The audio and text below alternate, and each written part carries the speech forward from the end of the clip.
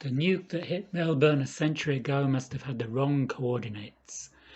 1 minute review, The Forager by Peter R. Stone.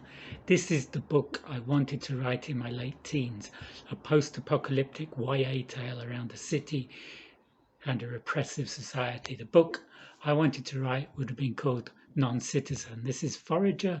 It has the same vibe I was looking for, inspired by the works of John Wyndham, works like the Chrysalids and the trilogy by John Christopher. I found this book free on Amazon, and for me this was a 5-star read. I loved it. The hero, Ethan, is a forager living in New Home, a patriarchal town outside the ruins of Melbourne.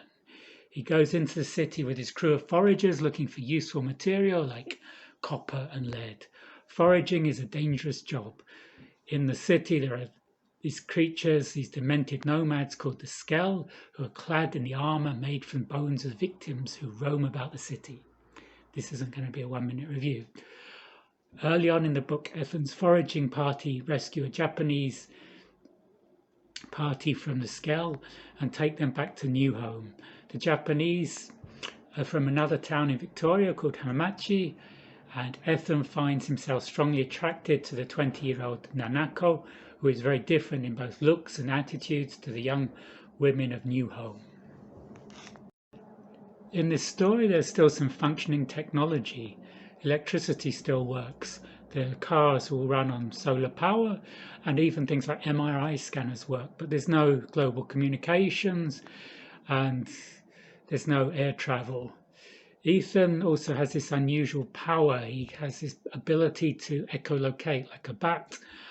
This might be a genetic mutation because of nuclear radiation, or it might be he had been experimented on when he was much younger.